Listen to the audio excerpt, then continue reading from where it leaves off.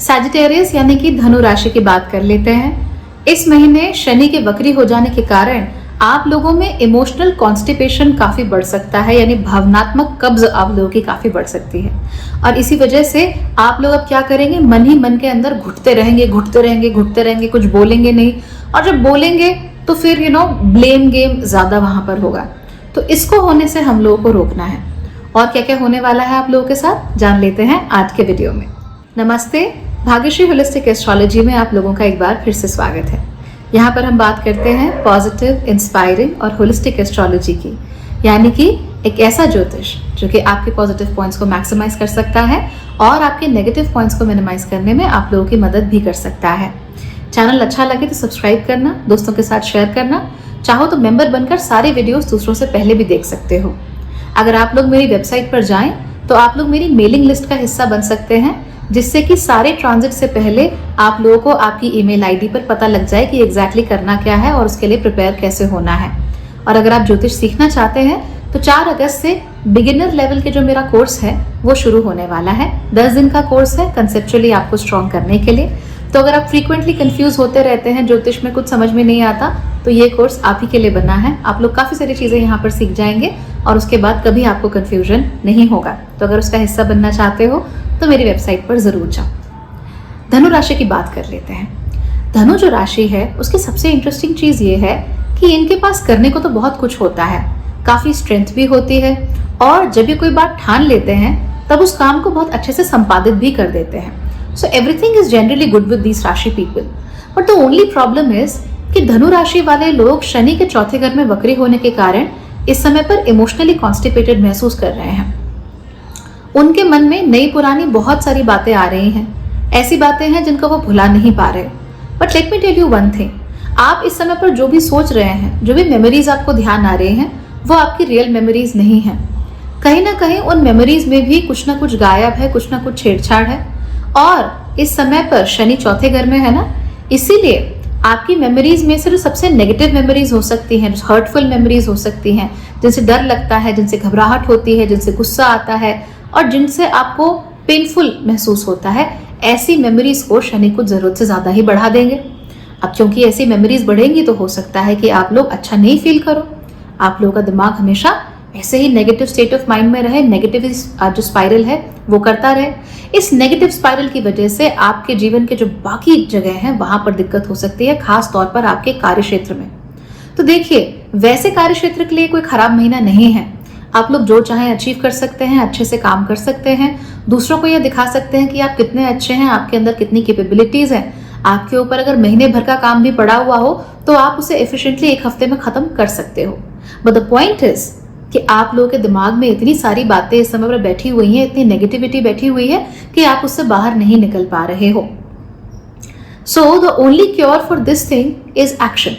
इसीलिए अपने कार्य क्षेत्र में किसी भी तरह की कोई भी कोताही आप लोगों को नहीं बरतनी है।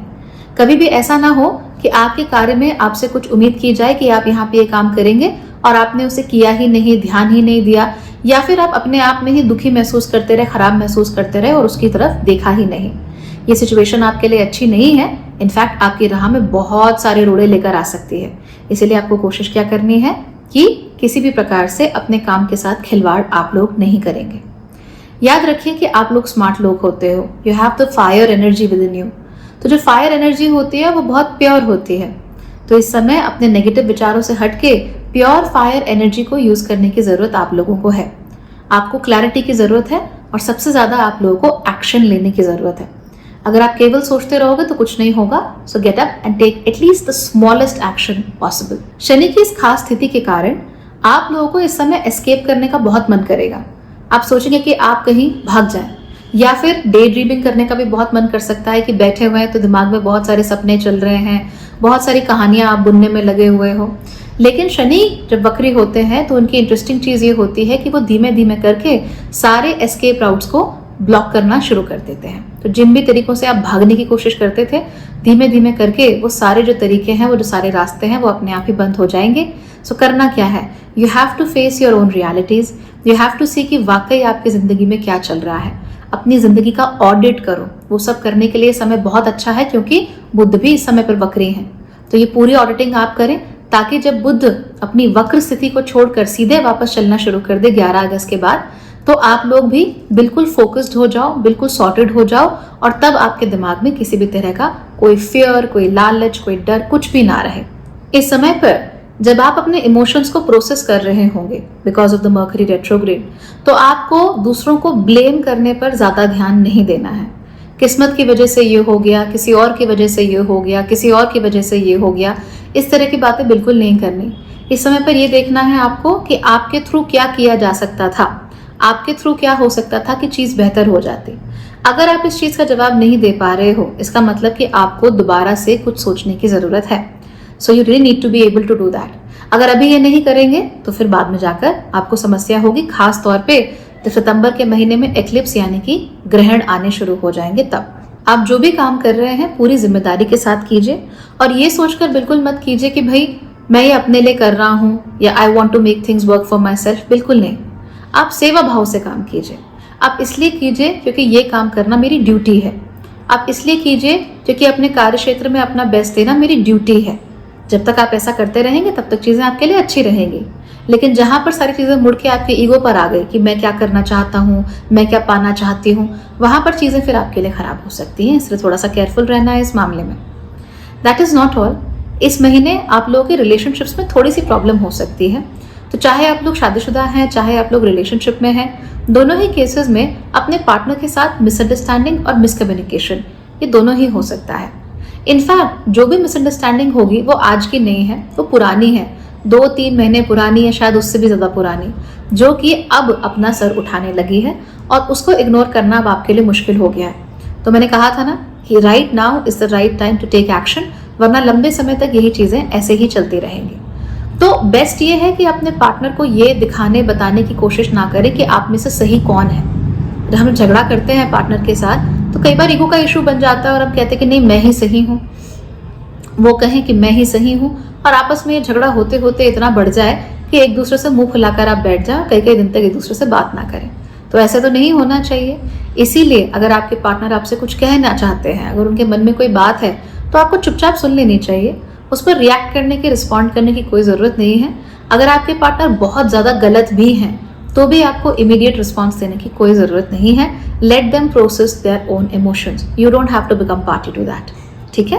और ख़ास तौर पे मैं तुझसे बेहतर हूँ, तू मुझसे बेहतर है, ऐसा वाला गेम अपने पार्टनर के साथ नहीं खेलना। अगर आप लोग एम्प्लॉई हैं तो चीज़ें आपके लिए कमोबेश ठीक ही हैं, ऐसे कोई बहुत बड़ी प्रॉब्लम आपके लिए नहीं है। लेकिन अपने बॉस से लड़ने से आप लोग ज़रूर बचिए। अपने बॉस के साथ आर्ग्यूमेंट्स बिल्कुल भी नहीं करने हैं, वो आर्ग्यूमेंट्स आपको काफ़ी ज़्यादा नुकसान देकर जा सकते हैं। यही नहीं, अगर आप लोग बिजनेस ओनर्स हैं तो भी जनरली चीज़ें आपके लिए अच्छी ही हैं, कुछ बहुत ख़राब नहीं हो रहा है। Things are sailing in the right direction for you. हालांकि आप लोगों को सिर्फ इस बात पर ध्यान देना है कि छोटा से छोटा काम जो आपके बिजनेस में होता है आप उसे चेक करें, उसे नोट करें और उसे अच्छे तरीके से रिपोर्ट करें। दैट्स एसेंशियल फॉर यू, वरना आपको ऐसी कोई प्रॉब्लम होगी नहीं। इस महीने आपसे कोई कुछ भी कह रहा है, आपको सुनना चाहिए, आपको उन बातों पर गौर करना चाहिए। तो अगर आपके बड़े आपसे कुछ कहते हैं, चुपचाप सुनो, लड़ो नहीं। अगर आपके बॉस कुछ कह रहे हैं, चुपचाप सुनो, लड़ो नहीं। अगर आपके पार्टनर कुछ कह रहे हैं, अगेन चुपचाप सुनो और लड़ो नहीं। क्योंकि जो लड़ने की टेंडेंसी है ये गलत तरीके से आपकी फायर को क्या जो है मिसयूज कर रही है, यानी गलत राह पर आपकी फायर को ले जा रही है, जो कि नहीं होना चाहिए। फिर आप कहेंगे कि क्या इस महीने में कुछ अच्छा है ही नहीं, कुछ अच्छा होने नहीं वाला। ऐसा बिल्कुल नहीं है। इट्स जस्ट दैट कि आपको इस महीने बहुत सारी प्रोसेसिंग करने की ज़रूरत है। अब क्योंकि ये प्रोसेसिंग चल रही होगी इसीलिए कई बार आप बहुत सारी चीज़ें भूल भी सकते हैं। इसीलिए हमेशा टू डू लिस्ट बनाकर ही काम कीजिए कि आज के दिन में मुझे क्या क्या करना है। ठीक है। अगर आप लोग स्टूडेंट हैं तो जनरली आपके लिए अच्छा है, एम्प्लॉयज़ के लिए भी अच्छा है, बिजनेस ओनर्स के लिए भी अच्छा है। तो इन मामलों में कोई टेंशन लेने की ज़रूरत नहीं है। थोड़ा बहुत हाँ रिलेशनशिप में प्रॉब्लम आ सकती है आप लोगों को, और थोड़ा बहुत पास्ट की बातें याद आना उसकी वजह से प्रॉब्लम आ सकती है, पर ऐसा कोई बहुत बड़ा या कोई बहुत मेजर कॉम्प्लिकेशन या इशू आप लोगों के साथ होता हुआ दिख नहीं रहा। हेल्थ के मामले में भी चीज़ें आप लोगों के लिए मोरलेस ठीक ही हैं। इतना कुछ बहुत बड़ा आपके साथ हो नहीं रहा। अगर गलती से जुकाम हो गया तो हो गया, पर इससे ज़्यादा आप लोगों के साथ कुछ नहीं होगा। सो मोरलेस you will be taken care of. तो देखा जाए तो महीना अच्छा है, लेकिन इस अच्छे महीने का इस्तेमाल कैसे करना है अपने इमोशनल इश्यूज को सॉर्ट आउट करने के लिए, ताकि भविष्य आपका बहुत खूबसूरत हो सके। Alright, okay then everybody, bye bye, take care.